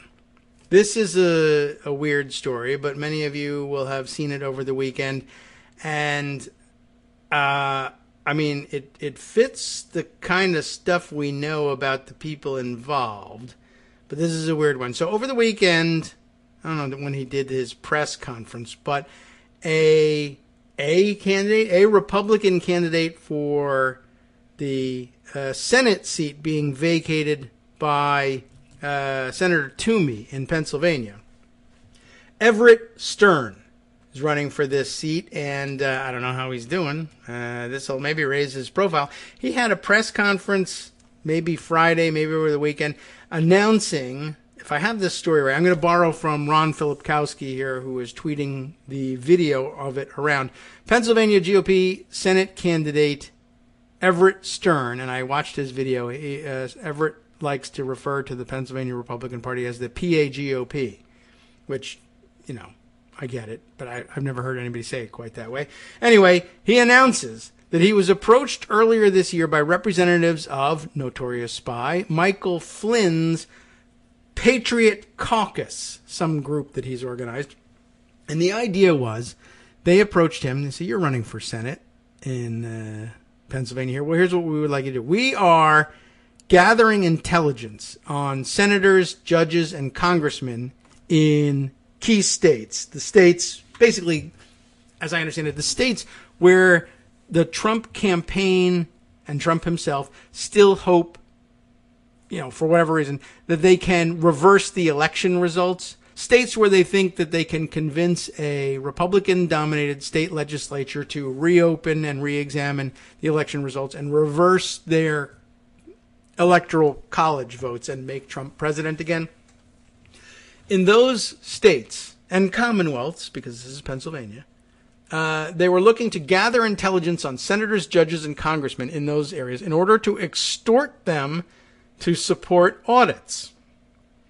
And he says, Everett Stern says, that he gave the evidence of this plot to the feds, called the FBI, because, I mean, he gives a very extensive narrative of the whole thing, and it seems kind of crazy. Filipkowski goes on to summarize it this way. Stern said that Michael Flynn was running the operation in multiple states, and it was being financed by Texas billionaire Al Hartman. I'm not familiar with that Texas billionaire, but okay. He said he was initially given two main targets, because Pennsylvania, his targets were Pat Toomey and Congressman Brian Fitzpatrick. Filipkowski follows up with a couple other tweets in this tweet thread saying, here's one. Here's a December 7th, 2020 interview with the Flynn associate Ivan Railkin. Is that right? Or Raiklin? Raiklin? Yeah, who gets mentioned in this 20-minute exposition by Stern here. Everett Stern lays out this whole history of his knowledge of the plot, and he mentions this guy, Ivan Raiklin, who Stern says was the one who contacted him about this scheme. Remember, I said there are 4 paths to victory. I won't go into the 5th one. This is Railkin speaking in an interview. I won't go into the 5th one. This one would be after January 6th. I don't want to talk about that one. So, he's a very secretive, secret agent kind of guy. But anyway, this was really something, and I'm not sure what to think of this one, because it certainly could be true. I mean, I've always thought of Mike Flynn more as a spy than anything else, and that's the sort of thing, well, that's what spies would be doing. And Stern was pointing out, well, the idea that this is financed by one Texas billionaire, but also involves not only domestic intelligence operatives or former operatives, but also he mentions hiring foreign intelligence operatives as well. And, that's kind of a big red flag right there. And Everett Stern apparently runs I guess sort of like a corporate intelligence outfit of some kind. So that's why he thinks they came to him for this stuff.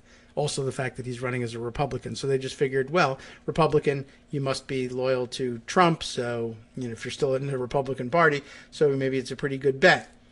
But asking for him to gather up intelligence that could be used to blackmail Republicans in Pennsylvania into supporting an audit, which I don't even think they really even need to get any more supporters for. But anyway, it certainly comports with my feelings about my beliefs about what Mike Flynn is really about. But I guess we'll keep an eye on this story. As far as I know, he just had this press conference and we're all kind of chattering about it, but I don't know if anything is happening. The FBI probably staying more or less mum on the thing until they can figure out what's happening.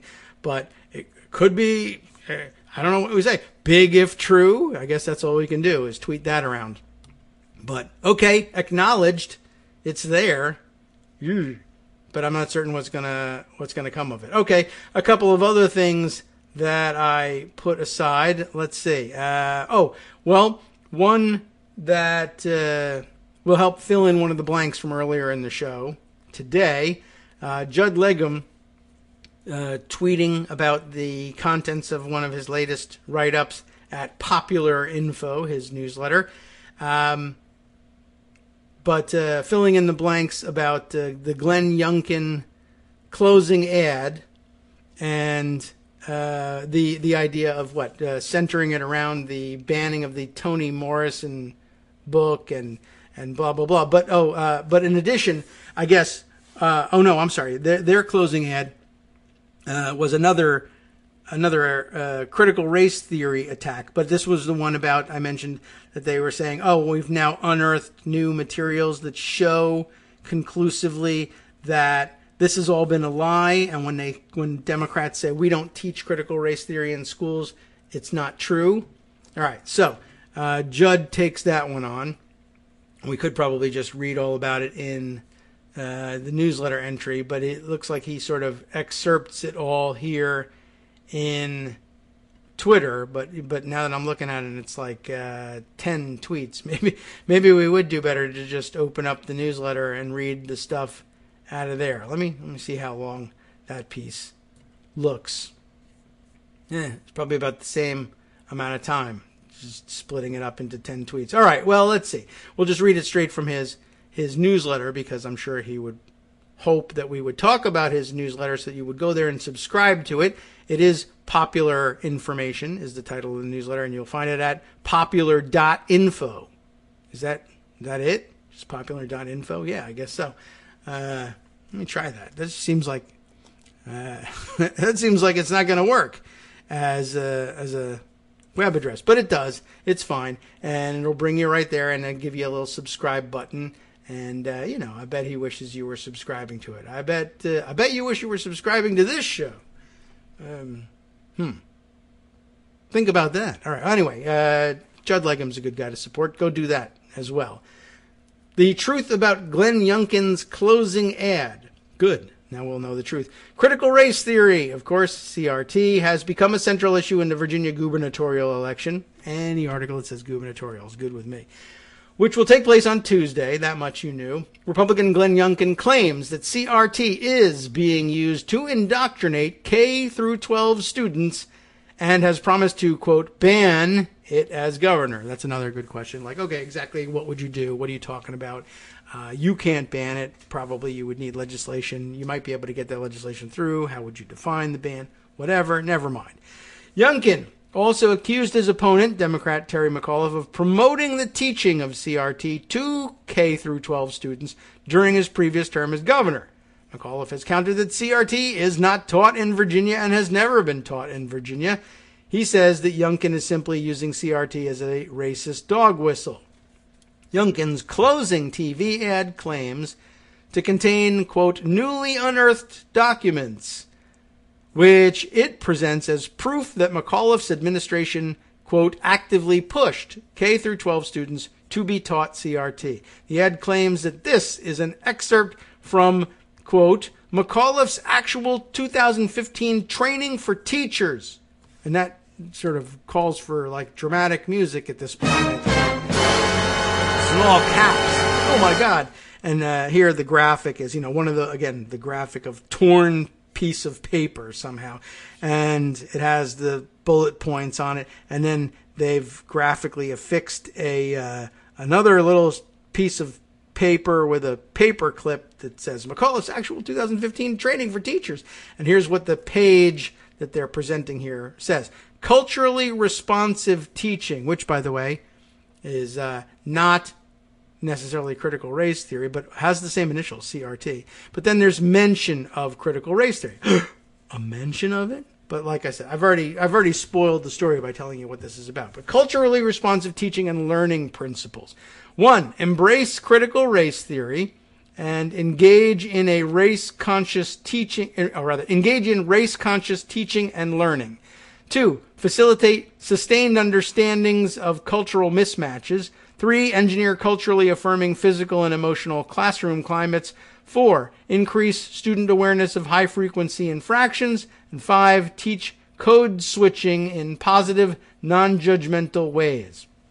What is this all about? The document was first made public by Chris Rufo, the guy I mentioned before and who has been circulating the video of the Loudoun County mom who was all a flutter because her 6-year-old was getting critical race theory lessons in first grade or possibly kindergarten. Anyway, where are we? Right. The document first made public by Chris Rufo, an operative affiliated with the Manhattan Institute, a dark money group responsible for making CRT a top political issue.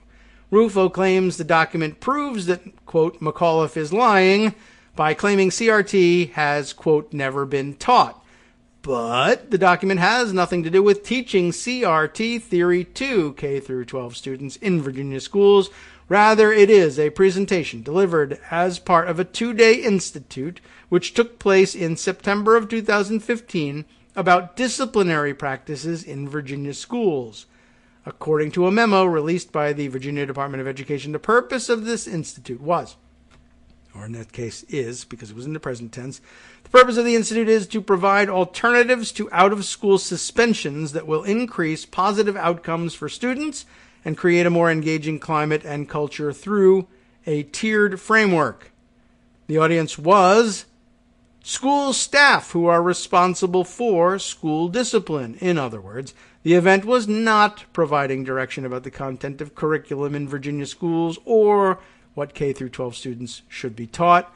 The excerpt featured in the Youngkin ad was not a document created by the Virginia Department of Education, but a small part of a presentation given by Dr. Brenda Townsend Walker, a professor at the University of South Florida, by the way. Walker's presentation was called Legal Implications of School Discipline.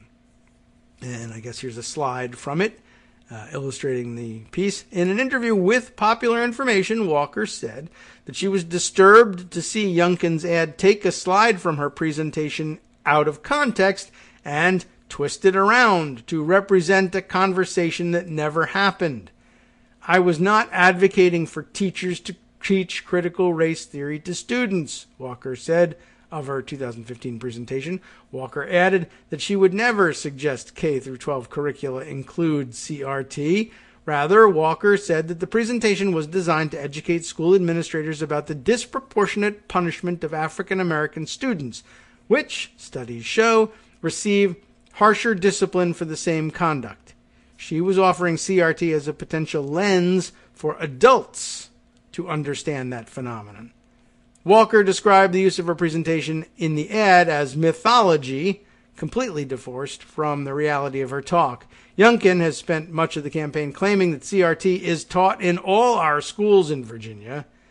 In August, PolitiFact evaluated all the evidence that the Youngkin campaign could marshal to support that claim and rated it false. Youngkin's closing ad is also based on a false characterization of Walker's presentation, but as the Washington Post editorial board notes, Youngkin is seeking to use CRT as a boogeyman to foment racial resentments among the GOP's heavily white voting base. At the time of his writing, there were less than 48 hours till Election Day, now even less than that, and Youngkin is betting that most voters who see his ad will never learn the truth. Well, if you speak with one of them anytime soon, now you can tell them, because we shared it here. Thanks, Judd. Appreciate that one. Let's see, other things that we want to see if we can cram into the last couple minutes here. This is an interesting and fun one. Hey, my brother Mark sent this one as a heads up. I feel like I'd seen the information, but I don't think we mentioned it on the show. But just another aspect of the trouble that Dotard J. Trump is having in launching his own social media platform. You know, one, he doesn't know anything about how to do that. And two, he doesn't know how to hire anybody who does. So here's the problem. Trump's Truth app gets formal demand to stop violating software license. It's a step that could end in the license being revoked. Josh Kovensky wrote this piece for TPM that Mark sent me. Former President Donald Trump's new Truth social network is in violation of the software license it's built on and must get in compliance, the holder of the license demanded this week. The company that holds the software license for the open source code sent Truth Social, the Trump-founded venture, a letter demanding compliance with its software license, Mastodon CEO Eugen Rochko said in a statement. So that might hurt its stock price a little bit. Rochko told TPM last week that he believed an early version of Trump's network was using open source software that he developed, called Mastodon, without abiding by the terms of the license that make it available to use. Truth Social is required to make its complete source code available. The letter reads, "We request that Truth Social comply with this important condition of the license." Rochko said in a statement that though he would prefer if people so antithetical to our values did not use and benefit from our labor, the reality of open source free software, it's not that he stole the software that he used, but you'll see what's going on. The reality of open source free software means you give up the possibility of choosing who can and cannot use it from the get-go. So, in a practical sense, the only issue we take with something like Truth Social is if they don't even comply with the free software license we release our work under, Rochko said. If I understand what's going on here, I guess if you take and use this open source software, which you're entitled to do, and develop some app based on it, you need to make the source code publicly available. In order what's expected of you if you're going to avail yourself of free software to develop your new app is that you will in turn make your app open source and let everybody see the source code so that they can build on the work. But if you're building a proprietary social media network, you're not going to want to do that. Plus, it will open you up to all sorts of hacking exploits as well if everybody has your original source code. But that's what they're saying. If you want to develop something proprietary, then you're going to have to do it with using proprietary software that you pay for. If you want the free open source stuff, you got to comply with the rules. We say if you're going to use our open source, you got to be open source. And he says, oh, well, I'm not gonna. So it's a problem. The letter sent on Tuesday triggers a 30-day response period for Trump to comply with the terms of the license. The Mastodon license mandates that people who use the code for their own projects, including Truth Social, make a copy of the altered software publicly available. Truth Social does not appear to have done that. The company did not immediately reply to TPM's inquiry regarding how it planned on responding to the letter. Rochko said in a statement that Truth appeared to be using Mastodon software with various visual adjustments. In other words, you should probably also point out that it doesn't look like they did a great deal of work on development of their platform either. They just took someone else's work. Users were quick to note that the terms of service included a worrying passage claiming that the site is proprietary property and all source code and software are owned or controlled by them or licensed to them, Rochko added. By the way, that too ought to be maybe baked into the stock price like real fast, that you're launching a product that you don't actually have the rights to and probably aren't going to get the rights to. And if you do get the rights to it, it's because you've had to reveal your source code and there's no proprietary value in your own coding anymore, or that you have to start all over again and program it again from the ground up using some other software. Two things that would have a deleterious effect perhaps on your stock price if people were really trading it on the fundamentals, which they might not be. Anyway, where were we? Yes, if Trump refuses to comply with Rochko's demand within the 30-day period, that could result in the license being revoked and in eventual legal action from Mastodon. Bradley Kuhn of the Software Freedom Conservancy, which consulted with Mastodon on the Truth Social matter, told TPM last week that Truth could simply comply with the license. Another option would be to cease use of the code, requiring them to spend the massive amount of time and money it takes to build a social network from scratch, which they didn't bother to do in the first place. If they never want to give the source code to anybody, they could just not use Mastodon, Kuhn told TPM. Ceasing use is always an option for compliance. And they might be willing to do that one too, and then just say, soon, very soon, it'll be coming soon, but we're going to keep all your stock money instead while we're working on it. All right, well, that's important. If we eventually see his thing fall apart, that might be a significant part of it, and now you'll know where it came from. All right, let's see. What other fun things might we be able to share in the minutes we have left on today's show? I'm scrolling back down into older stuff. Oh, well, why not? We'll throw this piece in here too. I thought this was interesting. Back from October 21st, earlier in the controversy surrounding the famous Loudoun County School Board case, the sexual assault cases. This was an interesting side note. I don't know if it's resolved itself at this point or not. Loudoun County father arrested at school board meeting wants court venue changed. That seems like a bit of a long shot. The father of a Loudoun County girl who was sexually assaulted at Stonebridge High School filed 2 motions related to his charges for disorderly conduct arising out of the June 22nd school board meeting. Scott's daughter was assaulted in the girls' restroom on May 28th, you know the story, by a 14-year-old boy. Smith says he attended the board meeting looking for answers, but during a heated exchange, the 48-year-old was arrested. Attorneys for Scott Smith filed motions for a change of venue out of Loudoun County Circuit Court and to remove Loudoun County Commonwealth's attorney Buddha Bibaraj from handling the case. I did not intend to speak. This is where I think I gathered this information from the first time, but this is Smith saying, I did not intend to speak at that meeting and did not sign up to speak at the meeting, but I was very concerned about what the school board was considering, especially as it pertains to the safety of not only my daughter, but also the children of other parents as well. How nice. When the school board abruptly ended the meeting, that is to say, they cut off public comment after like an hour and a half when things got raucous.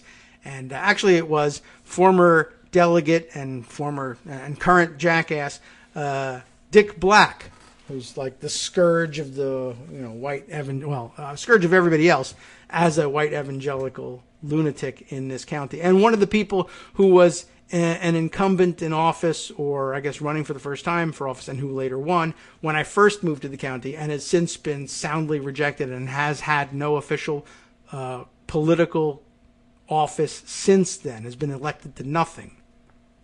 Although he's gone jurisdiction shopping, looking for a place where he could get back into the legislature, but he's not succeeded because this area has changed so much. Anyway, when he got up to speak, Dick Black, at the thing, and was, venomous, the place erupted, and they shut down public comment, and that was the end of the meeting. Anyway, when they cut off, when the school board abruptly ended the meeting, I was confronted and taunted, he says, by activists supporting the school board's bathroom policy. Despite being subjected to this unprovoked confrontation, I was unreasonably restrained by law enforcement, completely violating my constitutional rights. While some in the media have tried to impugn my character, I am not a domestic terrorist. I am a concerned father who loves his family and will protect them at every turn. Well, anyway, yeah, I mean, that's obviously going to be his version of the things.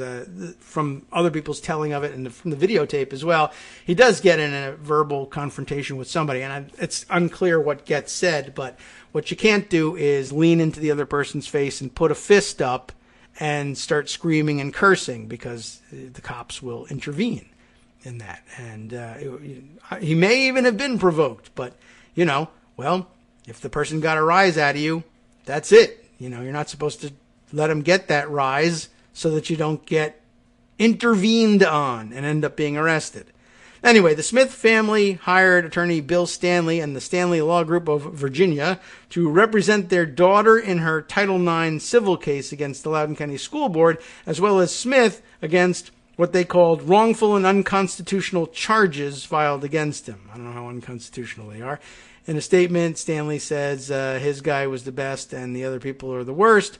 But he goes on to say that he believes that his client can't get a fair trial in Loudoun County, which is a pretty amazing thing to say. I mean, but again, what it probably means is they know pretty well that the odds that they'll draw a jury that will find in his favor in these civil cases, and or fail to convict him in the criminal cases, is going to be fairly difficult. I mean, the criminal jury, with just needing one holdout, maybe it's even more possible. But basically, I think it illustrates the principle I was talking about earlier when we were talking about Nicole Hannah Jones's thread and how people read it and took it from there. The place has changed a great deal. There's a significant question in his mind as to whether or not, in his view, he can get a fair trial for what he did in Loudoun County, which means he's afraid he'll be convicted here, which is not the sort of thing that would happen if it was simply an unapologetically racist county. It wouldn't even be close. So anyway, but of course he also goes on to say that, there's a very long statement from the lawyers, I guess here, really more, this is just background of the story. But anyway, I just want to put out there the possibility of their seeking a change in venue, and it'll be very interesting to see how that request goes and how far they get with it, and whether he can make a case for it being necessary at all. All right, other things that we're going to need to talk about in the balance of the week. I'm sure we'll have to get around to it. Maybe we can entice Armando back on the air even. I can't make any promises about that, but of course, Florida in the news. Florida University blocks professors from testifying against DeSantis' prized voter suppression law. We'll have to get around to that and explain exactly what that's about if you haven't had a chance to catch up on that one. Who knows whether there'll be any development in Everett Stern's case against Michael Flynn, or whether Michael Flynn will try to burn his house down over the next couple of days. Haha, except he might actually try to do that. And we'll be keeping an eye out for that and other news, plus maybe some news from Europe, too, where President Biden is working feverishly, despite the fact that he will have missed Halloween to get it all done. I don't know how he can stomach the prospect. Anyway, time now to hand things over to Justice Putnam for the West Coast Cookbook and Speakeasy, and I'm sure he's got his own collection of stories, but I'll tell you a little bit more, perhaps, about what's important to the rest of the country and the rest of the world than I did today. Let's see what he's got on tap. The Pentagon feared Trump would misuse the National Guard on January 6th to stay in power, an important element of the Washington Post reporting from over the weekend. The White House Press Secretary, Jen Psaki, missed this story. She has contracted COVID and is experiencing mild symptoms. She is at home, not overseas. The University of Florida, that story also getting attention on Justice's show. So if you just can't wait for word on that, do stay tuned because it'll be coming up next. From networksradio.com, you have been listening to Kagro in the Morning with David Waldman. Here's something else of concern. Let's see. A new statistical method used by the Census Bureau for the first time in 2020 has disappeared homes and the people of color who live in them. Not so good. And then down in Brazil, news about Bolsonaro. Things are getting weird for him. Let's check in on that with Justice next.